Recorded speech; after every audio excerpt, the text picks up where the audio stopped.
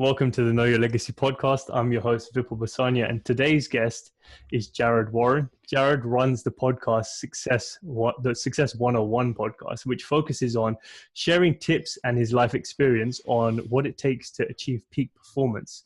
And he's interviewed the likes of Jesse Itzler, Shawn Stevenson, Greenfield, you name it. There's many, many more, all individuals that have achieved peak performance in their own lives. On top of that, he also runs a financial consultancy practice and is the author of the book From Success to Significance. So Jarrod, thank you so much for being here. Man, I am so fired up to be here. Thanks so much for having me on. No problem at all. I appreciate you taking the time out of your day to be here and to impart your wisdom. So the first thing that I actually want to cover, I think what you're known for is your experience in achieving peak performance and the reason that you do your podcast, basically, because I know a bit about the backstory of where it's come from, why you had to, your back was basically against the wall. So you came to a point where you felt like you need to achieve some sort of peak performance, otherwise you weren't going to progress. So I just want to get your take on why you've now focused on peak performance. I had to. I absolutely had to. It's a world that is very foreign to people that have never been at the bottom. And I mean, look, I don't want to, I don't want to mix words here.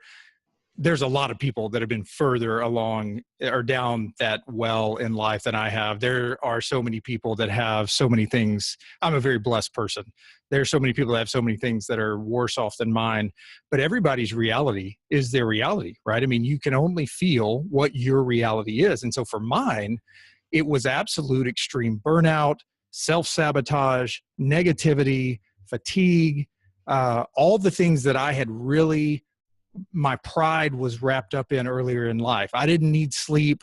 I could roll with the best of them. I can grind all day long. The hustle and the grind that you hear about so many times in today's society, which is really false, absolutely false. And hopefully we cover some of that. But the hustle and the grind and just out muscle everybody, that's what I was all about. And I found a lot of energy in that. And that gave me a ton of success in my 20s. It was something that I really embraced. And what ended up happening was whenever I got, for lack of a better phrase, when life happened to me, whenever I started running a 40-person office, when I had my third child, whenever just life, just as you get older, money issues, stress issues, responsibility issues. I remember, I hadn't planned to talk about this, but I'm going to go into it. I don't mention this very often because I don't know how to describe it, but I remember very vividly walking through my master bedroom in my house one day, and I'd heard about people having panic attacks and stress attacks and not being able to breathe. And what was my closed-minded, thought on that for so long in life? It was, oh man, just suck it up, right? Like muscle through, the tough survive, get over it. And what ended up happening was, I don't know where it came from. I don't know even how to describe it, but I felt this stress. I felt this weight, literally a physical weight on me that I'd never felt before. And I remember getting on all fours of my bedroom and just stopping. Nobody was in there but me, my wife, my kids. They were in the rest of the house. And there wasn't even really anything going on that day except for a couple of things that had gone on at work, whatever.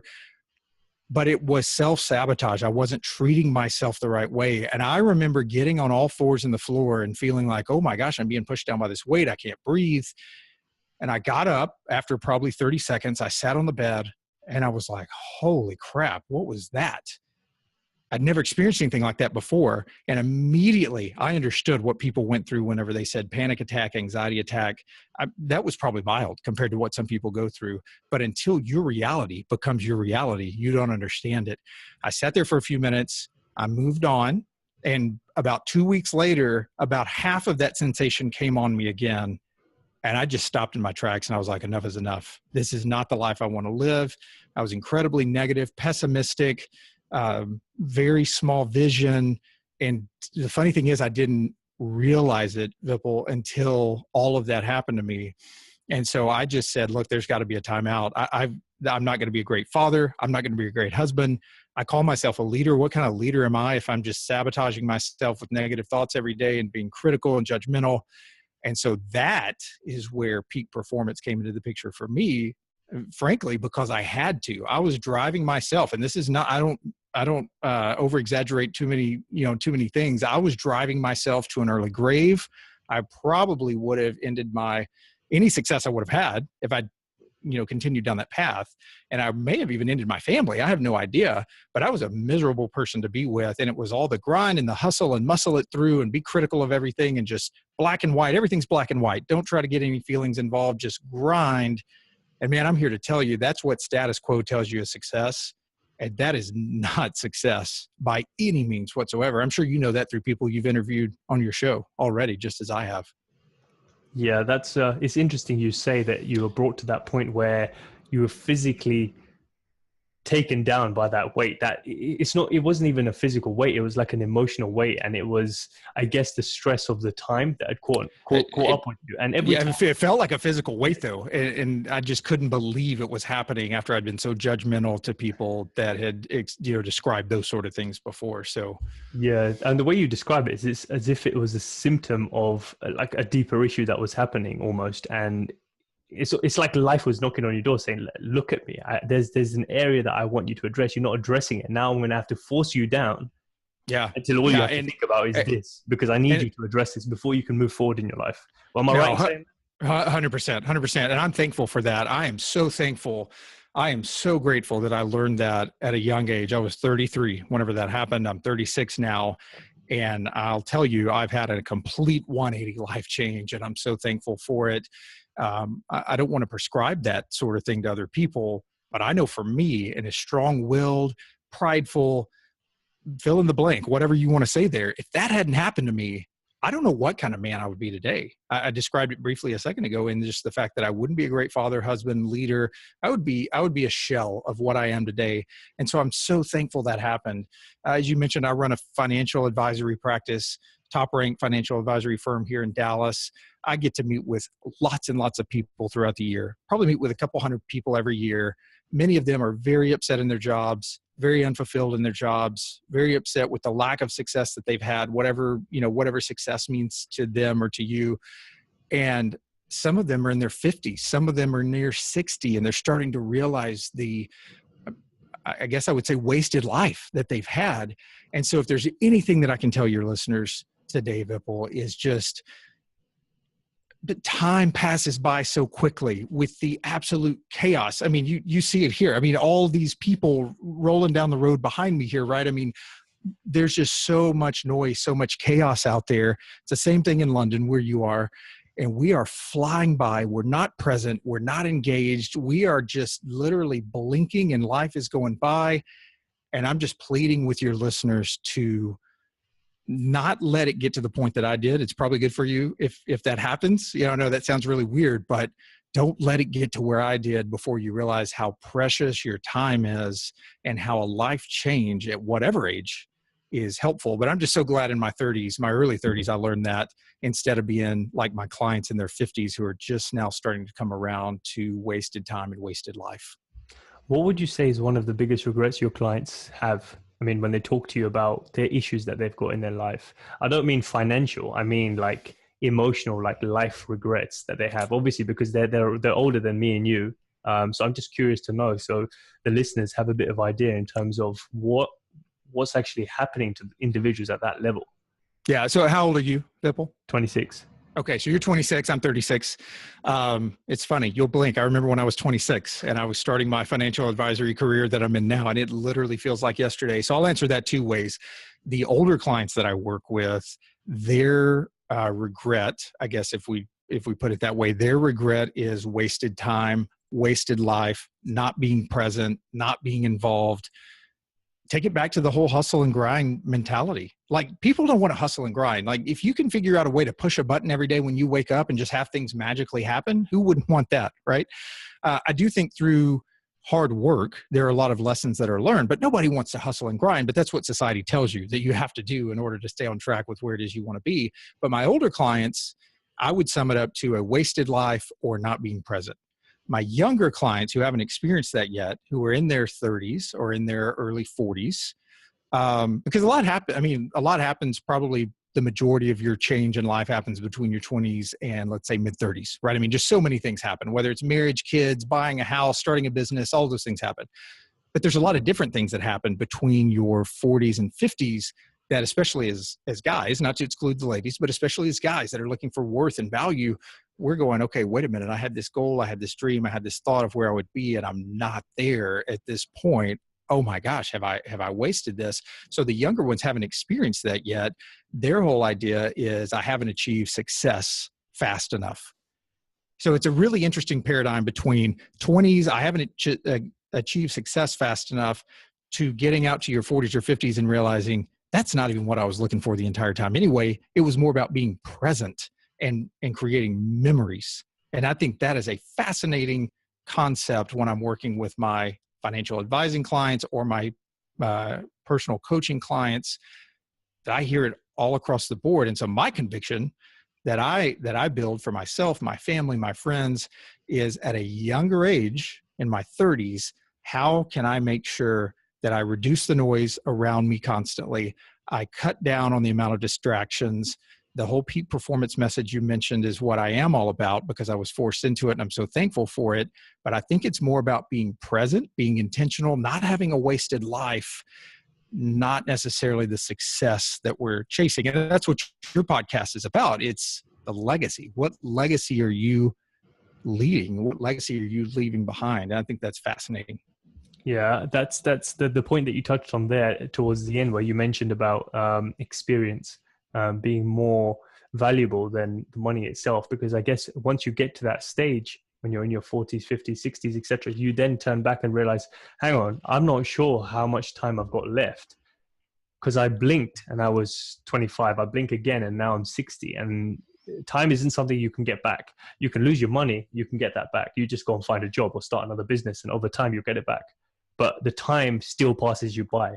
And you tend to, I guess I haven't reached there yet and I haven't felt this, but I try and manufacture the feeling of time's running out. I better do something now. Like this sense of urgency that I need to pack in something that's valuable, because I don't want to get to 60 and think, what have I built? I haven't built anything. Like you want to know that you're heading towards the end, knowing that you've built something that can last longer than yourself. And I think that void is what people get scared of. And one good thing I'll say just before going back to you is there's an individual by the name of Lisa Nichols, and she's in the personal development space, and she said people aren't actually afraid of death. They're afraid of people. They're afraid of dying. Yeah. Or not even knowing they existed in the first place. And yeah. I just thought that was really powerful. So. Well, I was going to say kudos to you at your age for understanding that. I know I didn't get that at 26. To me, it was about, building something and achieving. And even on the weekends when my wife, we got married whenever I was 26, she would go take a nap and I would say, oh, I can't nap. I feel so irresponsible. I have so many things to do. And peak performance, as we mentioned, a lot of times peak performance is resting.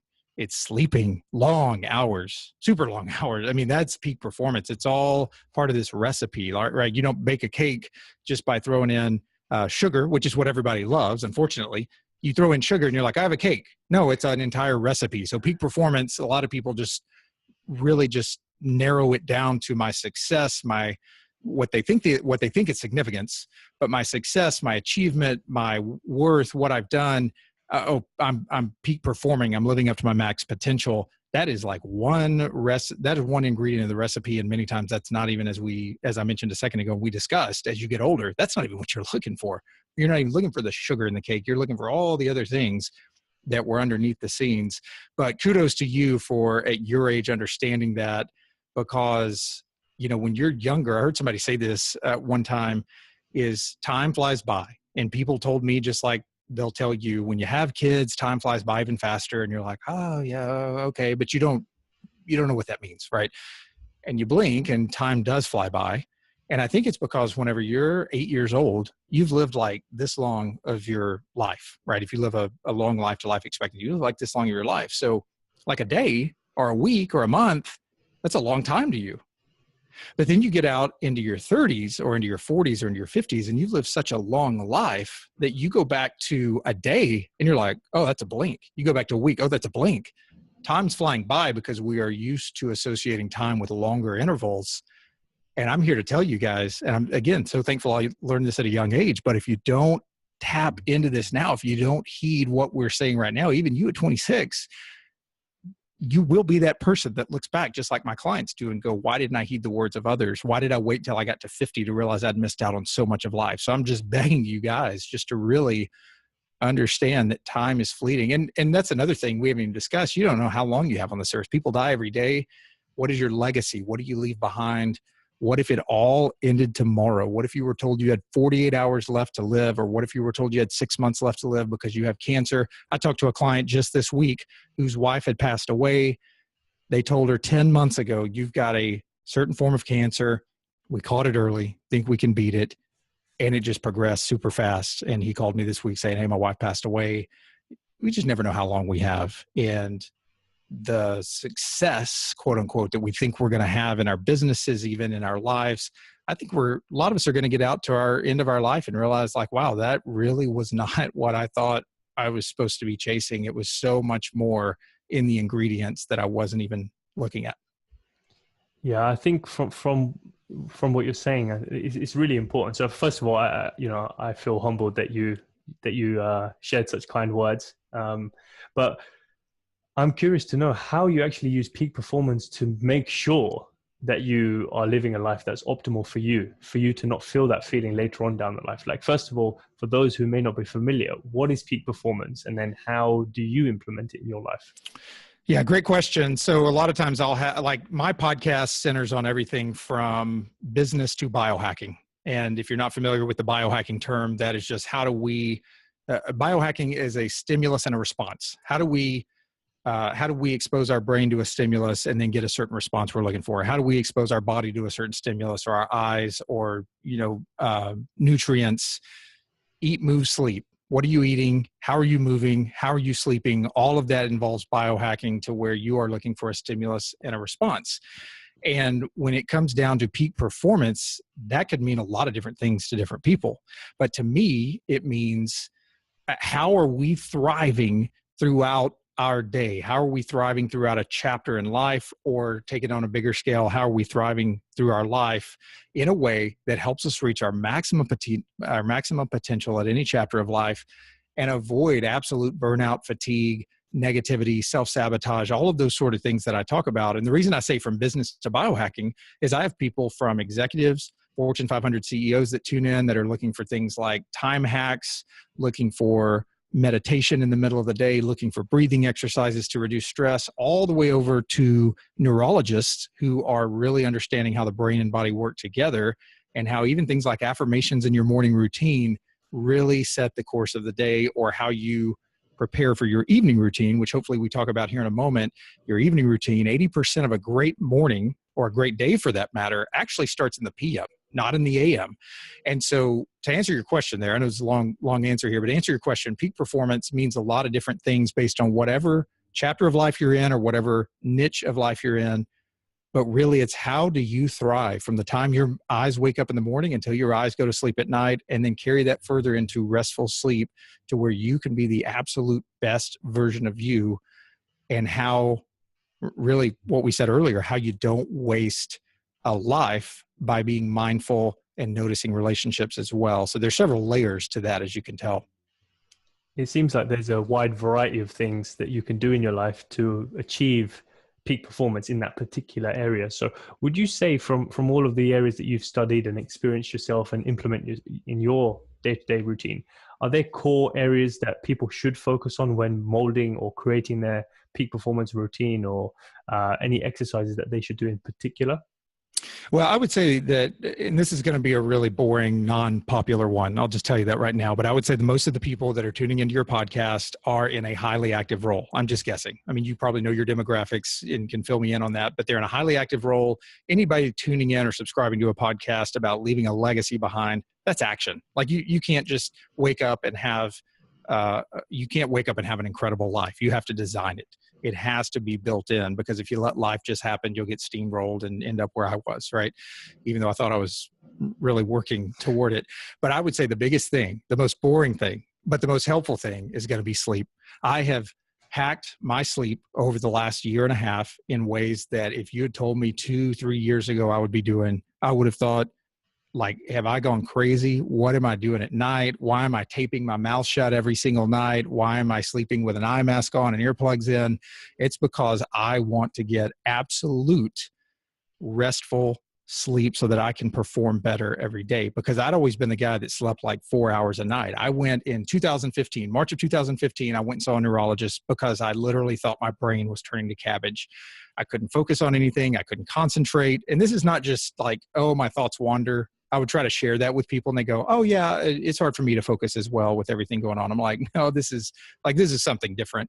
So I go to the neurologist, top ranked neurologist here in Texas. He and his staff literally take notes for 2 hours, asking me questions about my diet, my sleep, my mindset. What am I doing during the day? What about my kids? What are my stress levels? And at the end of it, he slaps me on the shoulder and says, tell you what, we're going to run you through a bunch of tests because we want to make sure if there is something going on there, we don't miss it. And you're going to pay a lot of money for those tests. But I'm here to tell you, in all my years of practice, I think you need to go to bed. And of course, I'm thinking like I want to hear that there's something. I want to hear that I've got like a brain. I want to hear that there's something there that's causing this that we can remove, right? And so, of course, I'm like, well, okay, doctor, I know why you would think that, but I don't think that's what it is. And he just kind of looked at me with skeptical eyes and said, okay, like I said, we're going to test you and we're going to go. And so he had me start tracking my sleep on a 10-day rolling average. He said, track it on a 10-day rolling average so that it is more precise with how you're spending time in bed. Example, my first 10-day rolling average that I recorded, 4 hours and 7 minutes of sleep. And it wasn't that it's not that I can't sleep. It's that I just went to bed late after working on things and then set the alarm for really early. So I was my own worst enemy. I was so competitive. I didn't want to stay in the bed. So then I started getting that up to 5 and then 6, and then now I'm at 7. So I'm getting 7 hours of sleep, really want to start pushing that to 8. But the whole point of that is people don't want to hear that. People want to hear that it's some magic ingredients to peak performance on something else. But in the nighttime, early morning time, it's absolutely sleep. There are so many studies out there that I can send you that you might link up into show notes or whatever about sleep that would just blow your audience, my audience away. But we got to get more sleep, guys. Your brain does a cleansing effect at night. It removes all of the stress residue, all of the gray matter, new neuronal connections, the brain for many years, up until just recently was thought that as you get older, your brain just shrinks and you're more susceptible to Alzheimer's, dementia, all of that. Now what they're finding in the last 10 years through fMRI machines and the scans that they're doing, they did a study over in London, by the way, of taxi cab drivers who had to go y'all streets are like crazy. Like they're everywhere. It's a little different than here in Texas. And so they started looking at taxi cab drivers in London versus taxi cab drivers in Houston or Dallas or somewhere where it's just pretty much a circular loop around a city. It's pretty simple. And they realized that there's more gray matter and there's more brain matter in their memory and everything that they're doing. So that led them to other studies.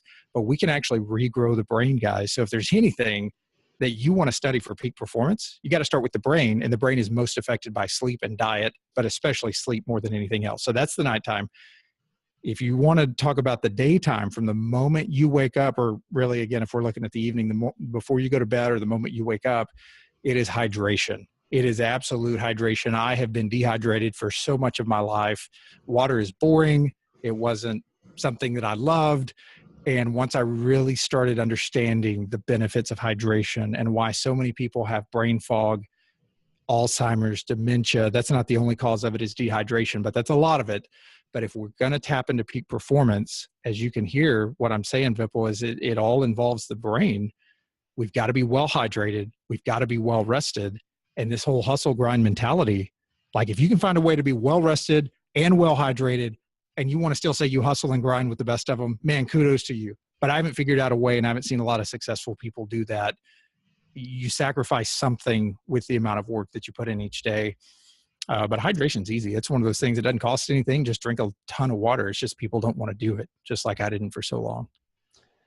You touched on quite a few important things there, with this, I would just go back to sleep first, because you mentioned that first. And that's definitely something that I'm prone to, which is, you know, if I'm in the bed, I'm not really productive. I'm not doing anything. Like, I'd rather be awake. At one point this is very recently as well. I mean, earlier this year, I used to get so pissed off that I used to think, I wish we didn't have to sleep. Like, I wish I could function without sleep. Why is my body that weak that I have to go to bed? Like, I want to just stay up all night, all day, and just work, and it's not even like I'm trying to prove something. It's just that those are 7 or 8 valuable hours I could do something with. But then now I've started taking into consideration the fact that it's actually productive because it reduces like your cortisol levels, stress levels, and all that sort of stuff, and helps you feel refreshed in the morning. So yeah, I mean, you mentioned my interview with Shawn Stevenson. One of the things that I knew that I wanted to ask him about, because I was learning so much about it at the time we did our interview, was your adrenals. When your adrenals are shot,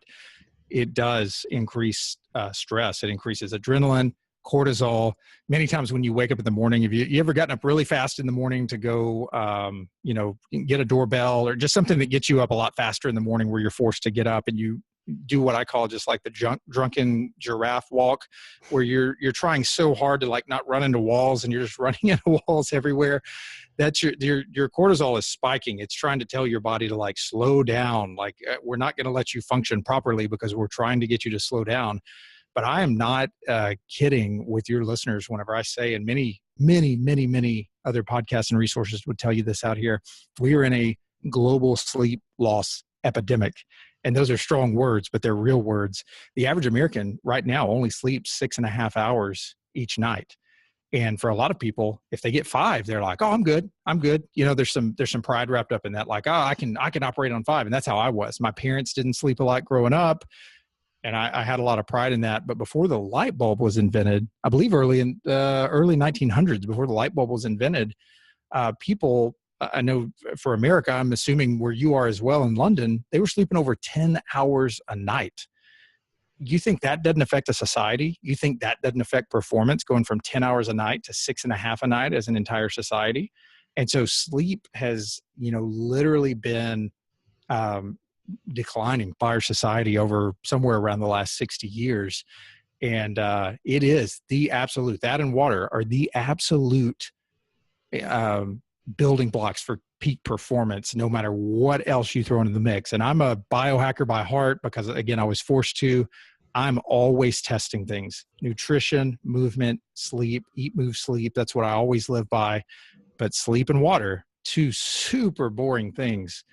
That is the key, man. And I wish there was some like big presentation, like some hidden thing that I could give you, like, here's what it is. It's that. It's so boring. It's right underneath our noses, but we're not tapping into it each day. I guess we live in a society where people feel like the answer has to be sophisticated. It has to be a lot more than what meets the eye. And sometimes it's not, sometimes it's as simple as looking back to when you were a baby. What did you do? You slept all day because your body needed to grow and develop. Yeah. You were feeding and eating all the time. And if you weren't doing that, you were hydrating, either through breast milk or juice or water or something. Those 3 things were always there. So I've got a funny story actually about the hydration. It's quite funny. This happened recently. So where I work, because I work in recruitment, and so obviously everyone's go, cold calling, pitching, just trying to make commission. And one of my colleagues that sits opposite me, she was feeling really tired, and she said to me, she just looked up and she was like, "I slept 8 hours yesterday. I don't get why I'm so tired." I was like, "How much water have you drank?" She was like, "I just had a small cup." And I was sitting opposite her for the past 6 hours. So I was like, "You haven't drank much water. Trust me when I tell you, go to the kitchen, get 2 cups of big water, drink them straight away. And then you tell me how you feel after 5 minutes." And then she comes back. She's like, "Yeah, no, I actually feel quite good." I was like, yeah. Okay, let's see how you feel. Isn't that amazing? Unbelievable. It's amazing. And then the next day, she comes in the morning, she has 2 cups of water and she says, "I want to do this water trick again." I was like, "It's not a trick. That's how your body works." Yeah, it's how everyone before us operated before we got into the lifestyle we're in now. Yeah. Every morning I drink I've got this system at the house that we use because there's so many studies on tap water as well that I wouldn't have known had I not started really studying this, where even here in Dallas, major metropolitan area here in Texas, is, there's over 100, there's a website you can go to. I don't have it right here, but I'll send it to you if you want to link it up. But there's a website you can go to for people here in the US where you can actually look at all the additives and all of the approved, things that are not good that go into water, as, they approve them as not deadly or not toxic. But it doesn't mean that they're not bad. And so what it is it's chemicals, it's fluoride, it's all these sort of things. Mark Sisson from Primal Health even comes out and says that drinking tap water is a very slow way to reduce your health because of all of the, of all the things there. But every morning I drink 64 ounces of water. I do what my good friend Alex Sharfin calls hyperhydration, which is you just get down 64 ounces of water before you walk out the door as fast as you possibly can. And there was a time where I would have thought like, oh, that'll make me sick. That'll make me sluggish. I'm ready to like get out of the gate whenever I start the day. You may feel a little full at first, but your body adapts to that. And so when you walk out the door, when I walk out the door now, it is just like an instant wake up. It's an instant pick me up. If I have any allergies that morning where I'm, got some sinus stuff, which are really bad here in Dallas, instantly clears that up. I'm ready to rock and roll, but I wouldn't feel that way if I didn't have the water. But then also, sleeping at night. The book by my friend Patrick McEwen, The Oxygen Advantage, taught me that if you sleep at night with your mouth open, which most people do, let's face it, you roll over, you've got your mouth open. That is the biggest source of dehydration at night, is just sleeping with your mouth open. So what do I do at night now? I tape my mouth shut. Sounds crazy, I know, but I tape my mouth shut with 3M surgical paper tape. Totally safe, non-toxic, hypoallergenic for any of you out there wondering, but I tape my mouth shut every night. I'm sure my wife likes that. But I also put in earplugs, and I also have a sleep mask on because there's so much data that shows that any light that comes in the room. I just posted an article yesterday showing that if you're letting light, this is from Ben Greenfield, if you're letting light in your kids' room at night, forget keeping them off sugar. Light at night, there's plenty of research that shows that it builds insulin in their bodies overnight. So if you're going to have them cut out the sugar, you might as well cut out the light in their room as well. So we want to black out our rooms. We want to get the temperature down to somewhere between 60 and 70 degrees, closer to 65 if you can. Sleep like a baby. My good friend Dave Asprey has a bed of nails, or there's a company called Bed of Nails, but he also has his like sleep induction mat where you sleep and you lay down on these like spikes, and it feels like, a fire on your back at first, and then your back kind of calms down and it releases these chemicals, these endorphins that allow you to go to sleep very quickly, and no alcohol before about 3 hours before you go to sleep. So some people may hear this if they've never really traveled down that path, Vipul, just like I was, and might be like, dude, that's so much work. Like I'm trying to simplify things, not make things so much more complex. But if we're going to fight for our health and we're going to fight for peak performance, you have to do these things because you can't just live a life of default. You have to design these things in. And I've just been blown away by how better sleep and better hydration, simple as those things are, really are the key to my peak performance and what I highly promote and am an evangelist for, for everybody out there, because it's something we're overlooking. I'm interested to know a little bit about, you touched on the water and the fluoride and et cetera that we've got in there. And I've read not a few studies, but I've read a few articles. I think they were mentioning some studies and also a couple of videos that talk about that. And I naturally do feel that, if the water is running through pipes that are rusty constantly, your body's going to naturally pick up metals that it doesn't need. Acid is going to become more acid rather than alkaline. And you're going to be operating in a way which is probably not good for your blood. I can only imagine, because blood health is also really Sure. important in terms of the nutrients you're getting. And I guess it can affect you in all kinds of ways. So if you could just share a little bit about the articles you've read and some of the studies that you found interesting on that topic. Well, and I'm not an expert on this by any means. I would direct you guys over to the book Headstrong by Dave Asprey. I heard Dave was putting out a book 2 years ago, and I thought, man, how can Dave put out a book on anything new other than what he's talked about? I mean, his podcast is known worldwide, the whole bulletproof movement. Some people think it's a fad, they think it's a gimmick, but if you ever live that lifestyle, you know how much testing and research has been done. And I'm not here just to promote bulletproof. I just know the book Headspace really blew my mind with mitochondrial health, light health or lack thereof, but then even getting into the water. And so I would direct you guys over there. If you haven't read the book or listened on audio to the book Headstrong by Dave Asprey, I'd studied so many things, go to the Bulletproof conference each year. I'd studied so many things that he's understood and spent over, almost 400 grand of his own money to understand all of this stuff. And his book was a culmination of really a lot of these biohacking or peak performance measures, and talks about a lot of things that I'm telling you, which is sleep and water. But he goes into the data and into the real, I don't know if it's science, but just the real understanding of how our water systems are so depleted by chemicals, fluoride. Does a very deep dive, more than I could ever do on this podcast, into that. And I would really encourage you guys to go and look at that. And then also I'll send you the link for the people here in America, that you can look up every city that you're in to see how many approved additives are allowed. And it's not that they're so bad that they've been declined. It's just that they're not bad enough that they've been allowed in. But that doesn't mean that they're not bad. And so you can see, like here in Dallas, whenever I looked it up on the site, it's over 60 additives that have been allowed to be put in water that are just not bad enough to be declined. But it doesn't mean that they're good. And that's what we're drinking through our tap system every day. And so spring water is probably the best out of all the research that I've done. A super double osmosis system that is very popular in homes today, that people who really understand water are putting in there. And again, a lot of your listeners are going to hear this just as mine did at first, and might think, man, I'm just not about building that much complexity into my life. And it doesn't mean you have to. Different things affect you in different ways. I might be able to get by on less sleep, or more. I might need more sleep than you need. But I think over time, if we're really going to hit higher levels of peak performance, don't get caught up in the minutia of all the sleep, the water, all the things you have to do. Start testing. I'm huge on testing. If you go to my resources and tools page on my website, you'll see the different things, whether it's morning routines and health, or evening routines, or just biohacking things that I do.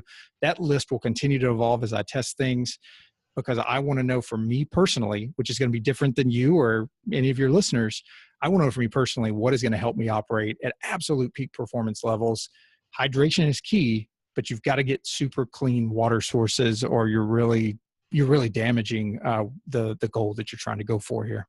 So when you talk about getting super clean water sources, I know there's different ways that you can go about that, in terms of having a filter put in, or a tank, or something of that nature. What is it that you're using that you feel works for you?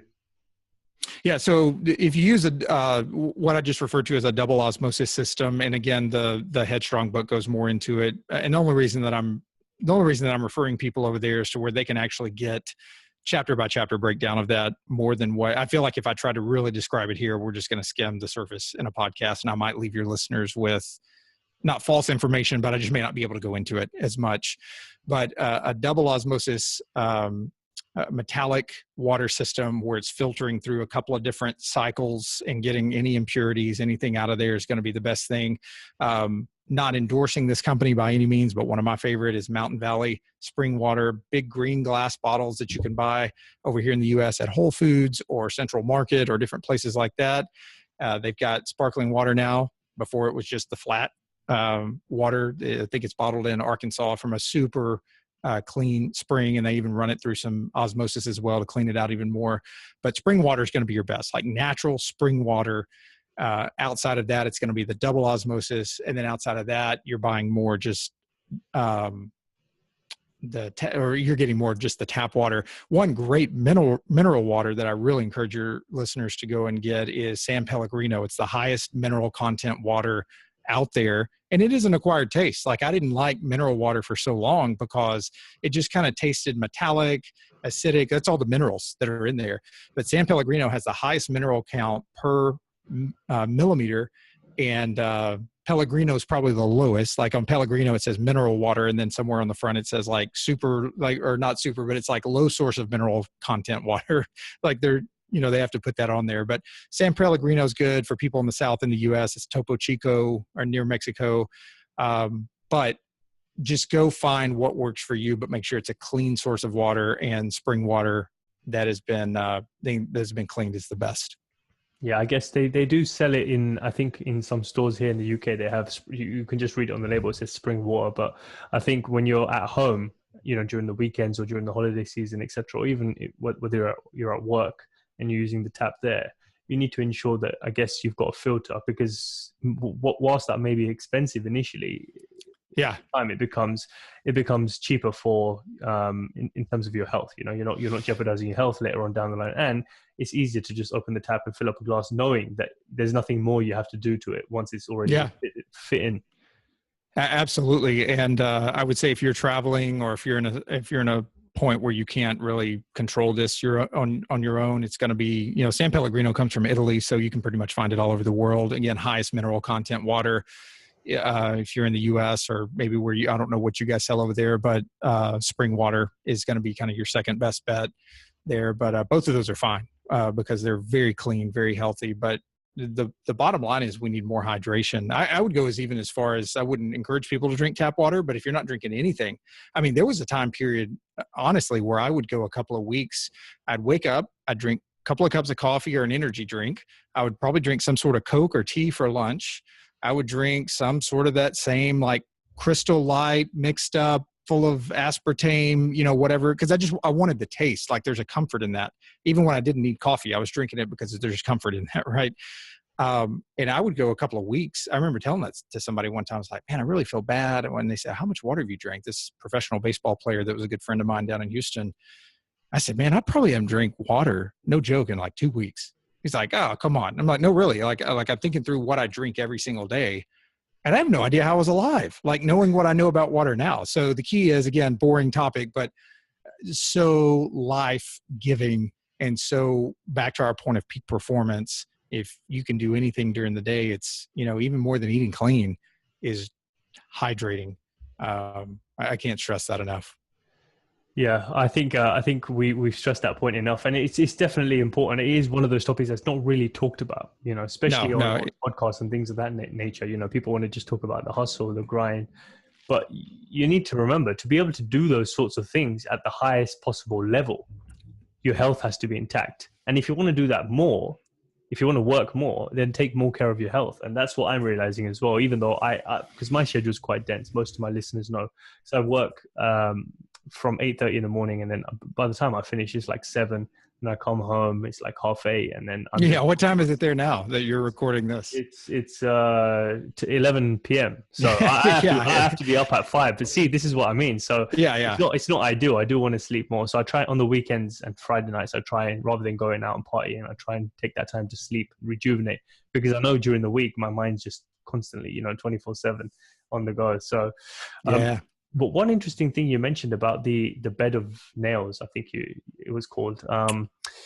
One thing that came to mind is, I'm not sure in terms of the science behind it. So you might be able to shed some light on this, but is that supposed to then reflect how we used to sleep way back in the day? So, I mean, obviously we didn't have beds generations ago. People used to sleep like hunter-gatherers and stuff, sleep outside. And that sort of imitates you sleeping on rocks or like, uneven ground, that your body's actually used to, rather than sleeping on a flat surface, which is comfy, so to speak, if that makes sense. Yeah, I think it's a little, I see what you're getting at there. I think it's a little bit different in the sense that this is scientifically designed to release certain chemicals into the body, into the bloodstream with those. I mean, if you, again, the company is called Bed of Nails, but you can find this if you go to Amazon or, really anywhere else that sells anything health related stuff that has this. There's probably a ton of companies that make it, but mine is from Bed of Nails. I've got the other one for Bulletproof, the sleep induction mat, but it's got these little discs with these like sharp plastic things that poke up, and they're all over this mat, probably the length of your back or a little bit shorter than your back. And so what you're getting at there is being able to adapt to your surroundings. No plush bed, no plush pillow, those sort of things. I wonder, just in light of your question, if people slept better back then because they learned how to sleep in any environment, right? This is a little different from a scientific level, to actually release chemicals and endorphins into your body and hormones into your body that cause a lot of pain at first, but then they cause typically a deep sleep because they relax the back with the science behind it. And so it's a little bit different, but I like where you're going there. There's a lot of people I know in the health community that won't sleep in a bed. They won't use a pillow. They'll just sleep on the floor. And even if they go to a hotel with a nice, super plush bed, they'll just sleep on the floor with no pillow.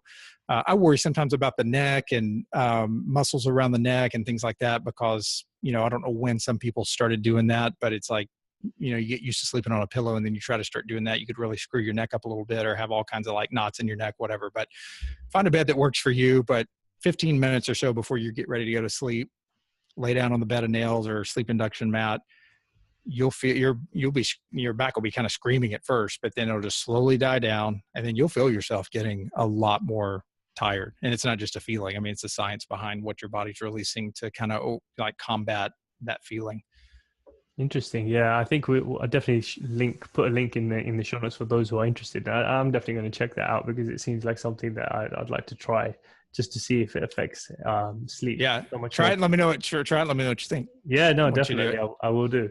So just changing the course of conversation just a little bit. I think I was listening to some of your podcast episodes, and in one of them you mentioned that you're quite the history fanatic, like you enjoy history, and likewise I do as well. So I picked up on that. So I was just wondering, is there anyone in particular in history, or whether it's a person or an event that's inspired you, or that you think about, to help you through the sort of things that you're living day to day now?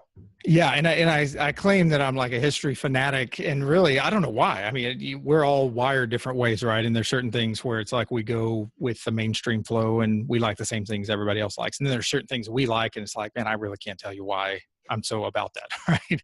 And so for me, American history, not that people in American history have gotten it right 100% by any means. I mean, we're all humans. We all screw things up. And so there's a lot of things they got wrong, but just something about, and maybe it goes back to the fact that I've got a farmhouse that my great-grandfather, grandfather, and dad all spent time in. My dad was born and raised there. I'm now the owner of that farmhouse that we fixed up, and it's our country farmhouse a couple hours here from Dallas. And I go out there on my land, and it's my family land, but I start thinking back about, original settlers, which no matter what country you're in, hearing this, if you're part of a family, you've got some original settlers of somewhere in your country. But just thinking about the American story of how they took on the biggest or the largest military superpower in the world, basically around 14 people approximately in a room, decided we're not going to go for this any longer. We're going to move forward, and we're going to change the course of history. Just the guts and I realize you're over in London, so it's like, we're talking about this here, but at the same time, it's like just the guts and the decisions that were made to go against that status quo and the farmhouses and the homes they had and the families they have. I don't know, like even trying to describe it, like it's hard for me to describe. But throughout history, if we don't learn the bigger picture is if we don't learn from history, then, history leaves clues, and history has left clues all throughout history. That's why it's called history, right? But if we don't learn from history, we will repeat the same mistakes. And oftentimes we do because we don't learn enough from it. But looking back through even, just controversial figures like Jesus Christ and different people who walk the earth that are like, okay, what can we learn from history? What can we learn from the Asian Empire, the Roman Empire? There are certain things that were done or not done that set the course of history. And I think so many people, kind of like water and sleep, right? It's pretty boring. Like you especially younger people, you talk about history and they're like, oh yeah, I don't even know where my family came from, nor do they care. And that's totally fine. Not to be judgmental here by any means, just because I like it doesn't mean everybody has to. But I think more from a significance standpoint, just like my book, From Success to Significance, we can be successful, but if we're really going to be significant, and if we're really going to help change the course of history, even in our own little window of the world, it starts by taking care of ourselves so we can hit that peak performance measure each day. We can be a great husband, father, leader, business owner, entrepreneur, whatever you want to call it.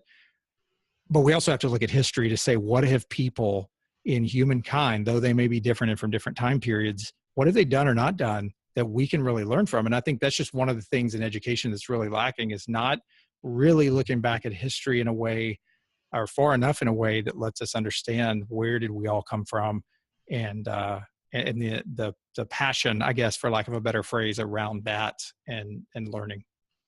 Yeah, I think about that all the time, actually, now that I reflect back, because I studied history in school, and I'm constantly fascinated by where we came from, where, how the community in London was built, and for every other city in the world, for that matter as well, how the world came to be, etc. All of these big grand thoughts when I've got time during my times of commute, or I'm walking somewhere, or just, thinking, listening to some music. I'm just thinking about, some of these bigger questions. And sometimes I think just like you, like,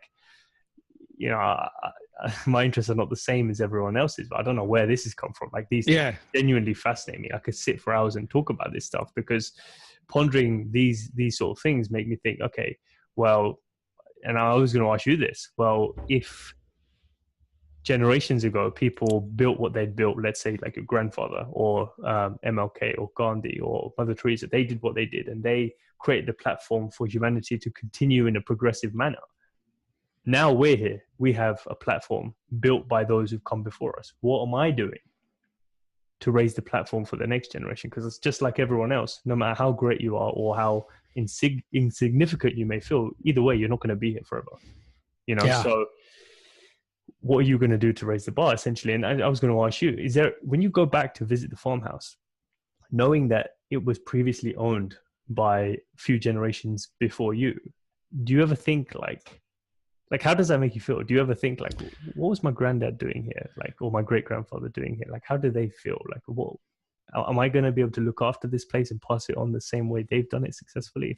Do you see what I'm getting at? Yeah, I mean, awesome topic to dive into, because I do think about it. I do think about it, and it's almost hard to put into words, in the sense that when you think back about generations before, I think it's hard. I think it's just so hard to focus on, because we didn't know, like I knew my grandfather. I didn't know my great grandfather who built the farm, or who stayed at the farmhouse that I'm in. It's almost like this abstract thought, right? I mean, you think back about the names you just mentioned, MLK, Gandhi, all sorts of people throughout history that we can name. We hear about them. We read about them. There's controversial things that people say they did or didn't do, and other people argue, is that really history? I mean, it's like kind of this abstract thought out there. But the point is, it's still history. Like, so much of what we hear is still history. Wars, battles, conquests, kingdoms, especially over there where you are. I mean, that's just, there's just like the hub of where so many things started. And it's pretty crazy. But the thing that I always think about is the noise that's around us every day, because, I have a couple of friends that are super tied into political news. I try to stay away from as much of that stuff as I can. Not that I don't want to have my head in the sand, but there's just so much research on news and reading the news and listening to the news that is so negative, that doesn't help, by any means. And I think more and more is going to come out about that. And so they fill me in on certain things, and they'll say, oh, this generation is so different because of this or that. And while that may be true, there are so many things that we're going through now, or that the world is going through, that I can guarantee you 2, 3, 4 generations ago, they said, oh, wow, we're going through this and it's so different. Like, every generation, there's nothing new under the sun. All the early manuscripts say that there's nothing new under the sun. Everything that everybody's dealing with is the same thing that people have dealt with before. It just looks different. It's called Facebook versus writing on tablets. I mean, it's just different, and news does travel faster now. But to go back to your question, I think there was a significance, and there was a pondering of history, and there was a learning of history that we just almost can't come back in today's time and grasp, because of the noise around us. You're a young guy, I'm a young guy, we're getting older, but we're still really young guys. And I'm already starting to see, just from working with older clients and older people, I'm already starting to see that the noise that is invading our personal space every day, which also affects sleep, by the way, and how we think and peak performance and all of that. But the noise invading us every day doesn't allow us to stop and think about history. We don't think about our ancestors. We don't think about all the things that, for some reason, you and I maybe have been a little bit more wired to think about. And I think we would do really well as a society, not to focus on news so much, but to focus on where have we come from? Where are we going to make the generation better? Any parent, I mean, I've got 3 daughters. There's no way that I want their life to be worse than mine, right? I mean, I'm always going to work and die if I have to make sure that their life is better than mine. So there's nobody that wants to live a generation worse than generations before. And so I think, to go back to your question, which is a really cool question about what are we doing, or you didn't ask it this way, but maybe what are we doing to leave a legacy? How are we being better than other generations? I think we have to focus on it. I think we have to really dig and understand. And even if you don't know where like deep roots of your ancestry came from, there's plenty of ways nowadays you can dive into that and figure it out. But if nothing else, just figure out what mankind, humankind, people in general, I mean, to say, what have we been through? And how can we leave this generation better than others, instead of being so stinking busy that we just don't focus on it. And I think most of the time that's what we're doing. I've been guilty of that earlier in my life as well. I'm really starting to try to slow down and not have all the noise around me to where I can understand and be present in every moment, just like any leader wants to be. But a lot of that is for the history of how I can learn from past generations or past human history and leave this better than, what I came into. I think some of the issue from what you were saying, I think some of the issue is also relevant when we go back and talk about the 50s and 60s. Some of the clients that you have coming to you, some of the frustration comes from the fact that they feel like not only have they wasted time, but it's like, what have I contributed? Like, how have I raised the bar? How have I raised the platform, so to speak? They probably don't put it in those terms, but like, that's the feeling that's being described, that is the feeling. Yeah, absolutely. And I can read between the lines and see that whenever they're saying it. And it just makes me take a deep breath in and go, wow, I see how quickly time has gone by. It's only going to go faster. I'll blink and I'll be the 50-year-old sitting there. What am I going to do to not say, my greatest fear, and I don't even know how to quantify this, is a wasted life. Because so many people think people who have achieved maybe more than you or I or anyone listening to this will ever achieve. Whenever they get to their deathbed, many times, what do they say? It wasn't the money. It wasn't the success. It was all the things I wasn't looking at that I regret. And I think we'll regret more that we didn't do in our life when we're on our deathbed than what we ever accomplished, because this humanity, this society, this crazy chaos, all this that we've built around us has told us to believe that it's all about the here and now and the hustle and the grind. What are we struggling for? And it's so hard to look back at history, and it's so hard to look forward to project where we're going, that the success in the here and now is all we see. And so again, as I started off the podcast saying, I plead with your listeners just to really understand, heed the warnings from those who have gone before us, heed the warnings from those who are older than us, who you see it in their eyes, in their heart, in their mind. They really regret a wasted life. How can we all strive? It's hard. It's really hard. How can we strive to be more present as leaders? And the whole theme of your show, how can we strive to leave a bigger legacy? It doesn't happen by default. I promise you that. And I really pleaded with your listeners, no matter what age you are, turn it around today, because we don't know how much time we have here.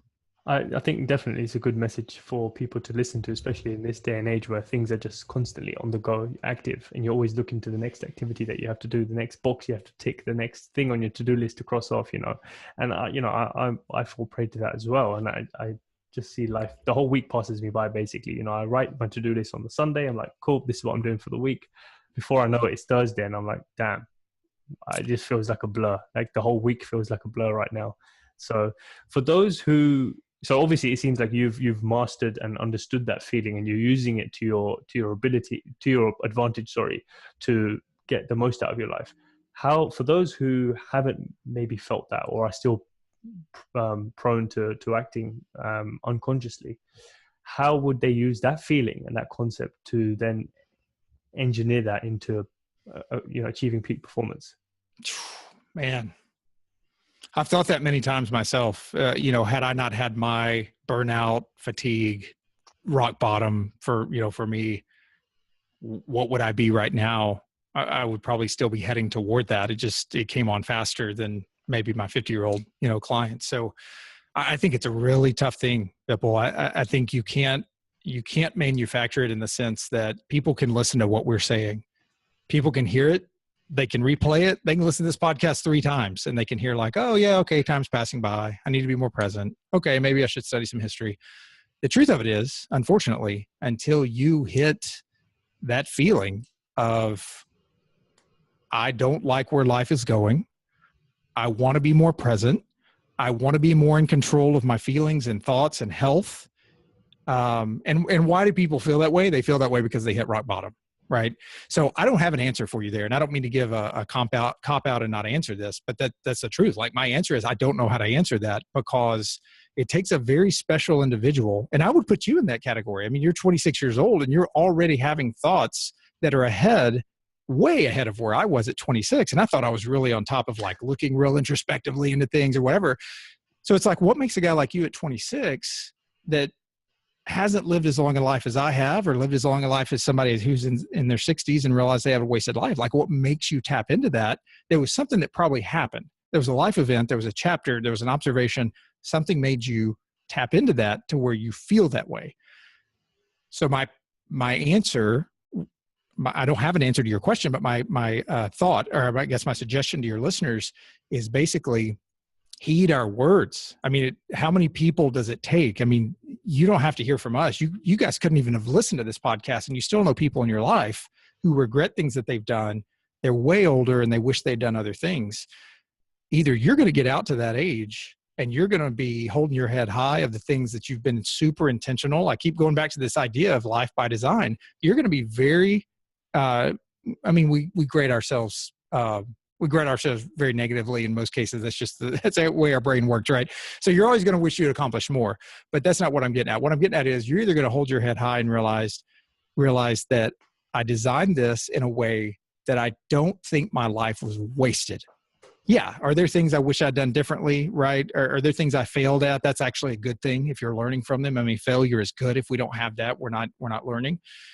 But it's the wasted life. It's I didn't focus on the things that were important. And I hope for your listeners and for mine as well, that you don't get your life to the rock bottom point, whatever that means for you, before you realize, like, wow, there's a lot of people today that aren't subscribing to the hustle and grind. Do they want to be absolutely successful? Absolutely. Just beyond measure, I want to be successful, but it's not for the same reasons that I wanted to be successful in my 20s. It's to leave the legacy behind. It's to make an impact. It's to have an imprint on society. It's to leave this earth.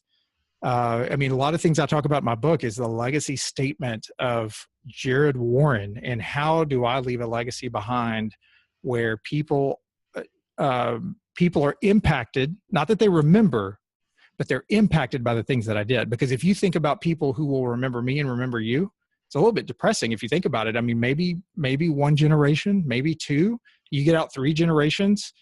Are people really going to remember who we were? They won't remember us. But if we can impart that legacy and that imprint on the generation directly next to us, on my daughters, or on the way I treat my wife, or on the way I treat my clients, if there's some just little imprint I can leave on them that then extends down to the next generation and the next because of that imprint, we'll be gone, right? I mean, we won't see that, but what a great aim to be able to strive for here on this earth. When we're long gone and forgotten about, our imprint, our legacy lives on. I think so you touched on some great points there. And one of the things that I was just thinking about as you were talking is that because I was thinking about what is it that makes me feel this way or think in this way. And yes, there is a couple of things that happen in my life, but I think more so than that, over time, I guess you become consciously aware of the fact that you have a biological clock that's ticking. You just become more in tune with your body. Like this all fits in, like everything we're talking about, like peak performance, everything. You naturally want to do that stuff and seek that stuff because you're like, I have one place to live, which is my body. I have to make it last if I want to live properly and be happy and feel the endorphins and, X, Y, and Z. And I want to be able to be mobile and do this and that and the other. I need to look after my body. Fine. Then if I want to have a good life, I need to have enough money to enjoy and do the things that I want to do. Right. Let me figure that out. And then friendship, social, like all of these things, when you get that you realize the biological clock is ticking, you naturally focus on all the areas of your life that are most important to you, and then go and attack them and figure out what's the best way for me to handle it. What does happiness look like in this area? What does happiness look like in this area? And then you start thinking about them more deeply. And then following that, it's almost as if like the same reason, like maybe you can share some viewpoints on this because you've got children. I don't have children just yet, but just the way you have children and the natural feeling you get in life to want to pass on your seed and to continue the generation of your own blood, you feel the same way in your work because it's like, fine, that's my children, but that's my children. That's a different individual. I want me to live on somehow. I'm not saying I want a statue of myself that people look at, but because no one's going to really remember what it's for, but I want some sort of work that I've done to continue on.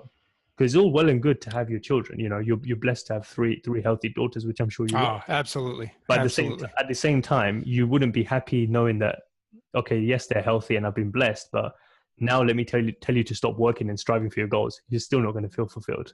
Yeah. Your children are not enough as a legacy. It has to be like an all-encompassing package, them and then the work that you've done as well, which I've realized, because a lot of people fall prey to saying, oh, my legacy is my money or my children or my house that are passing down. Like, that's material stuff. That's not you. Like, what have you done? Which is what I like about your book, where you talk about impact. How are people going to remember you in terms of how you made them feel? Yeah, absolutely. The thing I think of whenever you say that is we are the Greek word telos or telos. We are teleological beings just within our wiring. I don't care what country, what sect, what community, what family, what nationality you come from. We have proven as humans that we are teleological beings, meaning the Greek word of telos is to hit the mark.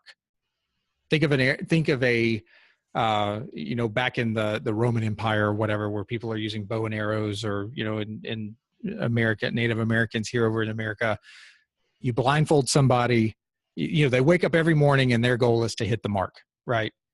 But you put a blindfold on them and you spin them around, and then they go, okay, I'm going to hit the mark. And then they shoot their bow and arrow and they go, oh, did I hit it? Like, what are the chances they're going to hit it? Right? Because there's nothing by design. Like, there's no training, there's no, whatever. We are designed to want to hit the mark. So we're not just going to get out and just blindly do things, right? We're going to try to design our lives. And there is significance in the fact that we can leave a legacy behind with what we did with our lives.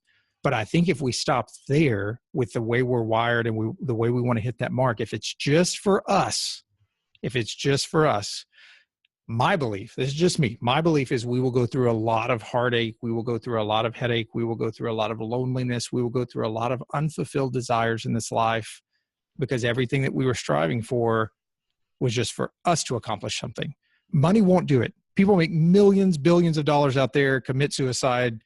I mean, money is proven not to make us happy. So it's not the money, right? It's the impact. Research has shown over and over, it's the impact, it's the fulfillment of what you leave behind. And even though you're not here many times to see that, you know what you're working toward in your own life. So for me personally, absolutely, I want to be successful. And that looks a lot different now in my 30s than it did in my 20s, thank goodness, because I had my life change.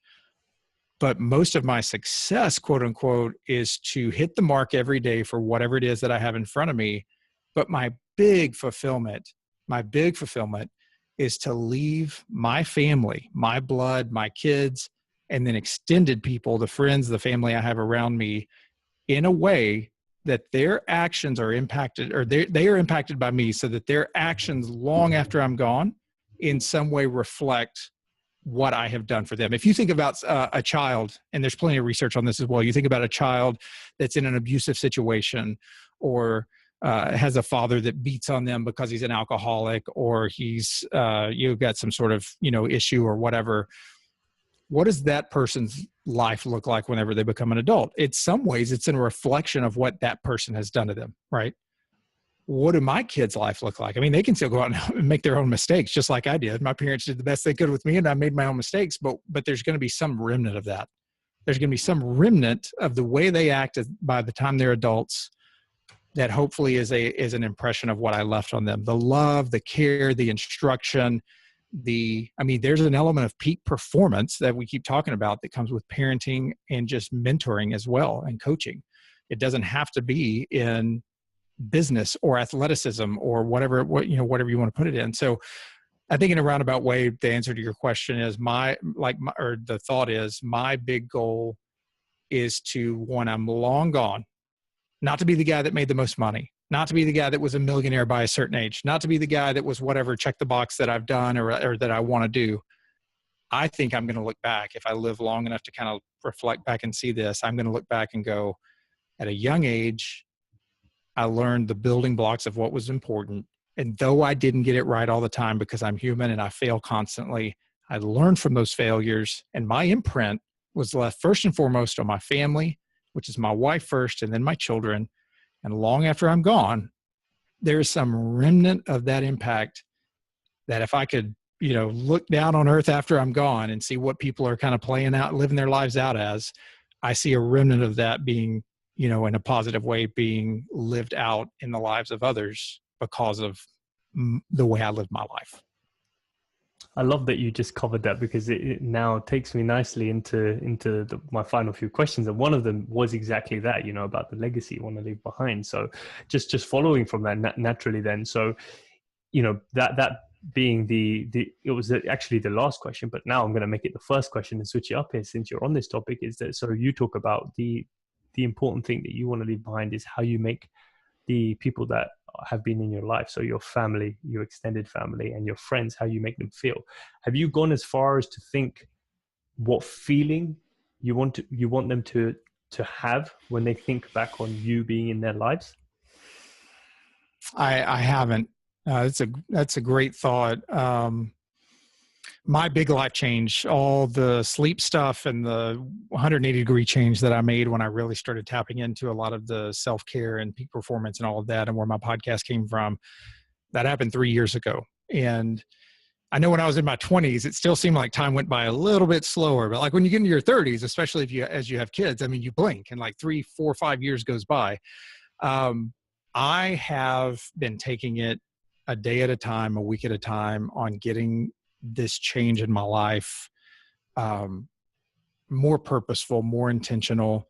And I haven't gotten to that point yet. And it's a great point that you bring up, is if I'm really trying to leave that remnant behind, as I keep mentioning, where people live out a portion of their life because of my influence, and not for me, not selfishly, but to improve their life. It's the impact, right? How do I want them to feel? What do I want them to take away from that? That's something, I don't know if I've ever heard that question before. So kudos to you for asking that. But now that you've asked it, you better believe it's going to be on my mind. It's like, okay, I can leave an impact on them, but how do I want them to view that? How do I want them to feel? To me, that question just gives more significance and impact to what I'm trying to go for, than just it happening in their life because of my presence or my efforts. It's how do I really want them to view that? And I think that only happens by being more intentional about it. And as leaders, for your leaders out there, the biggest thing that I think are harming leaders today, leadership's hard. I mean, leadership is very hard. And I've learned that over the last few years. But I think the biggest thing that's hindering leaders today is not being present. It's the same with dads or parents for that matter. But for me, as a dad, as someone who leads a 40-person office here that's growing, as someone who leads a full-time financial practice, as someone who wants to be great to my friends, I am guilty of not being present. And until I really get that in, then people aren't going to feel a big impact from me, even though I'm working toward that. So great question. And something whenever I get off this thing, I'm going to write that down and just realize, like, okay, how do I want them to feel? Like I've never thought about it that way before, but certainly worth meditating on. For sure. I like what you said earlier about the fact that you have to be intentional about these things. And it's the reason we're not, I think, and this is what I've personally suffered from, is because it's painful. To get your mind to sit still and focus on one task, which you don't know the answer to. Like, you have to solve that problem. There is no one that can give you that answer. That's you. You have to figure it out. And then your brain tries to run away from it. It's like, okay, pain, run away to what's good. What's easy? Okay, my favorite TV show, or let me check my phone, whatever it is. And we naturally avoid it because of that. But I think, as you said, being intentional about it definitely helps. So. Yeah, it's again, I can just go back to the phrase life by design. And we all know that a great day, I think I mentioned earlier that 80% of a great day or more happens in the PM, not the AM. So you can get your to-do list ready. You can answer your gratitude questions or write down your gratitude thoughts. You can get everything ready and go, man, I'm just going to absolutely murder the day tomorrow. Like, I'm going to be so on point, teleological. I'm going to hit the mark because I am wired to do that, and it's going to be an awesome day. And then what? You get tied into screens in your face at night, all the blue light, go down the wormhole of just YouTube videos. You stay up, you read an email. Don't check emails before you go to bed. There's nothing good that can come of that. You read an email of somebody that's upset, and now you can't go to sleep for the next 3 hours because you're thinking about it. You totally just sabotage the great morning you thought you were going to have. And you can still get up and try to fake it and make it. But I think it takes design. It takes purpose. Even, I mean, there's so much research out. I'm sure you've read books before that talk about setting your workout clothes by your alarm clock at night. People hear that and they're like, oh, that makes a lot of sense. Do they do it? No, a lot of times they don't. But it's too simple, right? So they look over it. They're like, oh, that makes sense. But then they look over it. Set your workout clothes by your alarm clock at night. So when you reach over and hit your alarm clock, you're feeling the workout clothes. You're going to be way better. We're so silly as humans. We're so fickle. We try to be so strong and such leaders. And it's just little, simple, stupid things like that make us get up and operate and run. But all that I just said to say, if you're not living a life by design, a great day is not just going to happen. A great day is going to, what could have been a great day is going to steamroll you over if you don't get these things in check. And that is just really my passion now with not only my financial advising clients that I'm working with and the advisors I'm coaching here in this office, but my private coaching clients, my friends, my family, first and foremost. I fail daily. I'm human and I am failing left and right. But how do I look at that? Do I look at it as feedback or do I truly look at it as failure? And that's where the biggest shift for me has been is failure is feedback. And if you learn from it, that's where maybe in your case at 26, you're further along than I was, maybe because you've learned from some of that failure, you've used it as feedback. And I think I just really want to encourage everybody to do that and just continue to improve your life and then leave a remnant of impact, big or small, doesn't matter, on those behind you. And you've left the world a better place. I love it. I love that. I love the way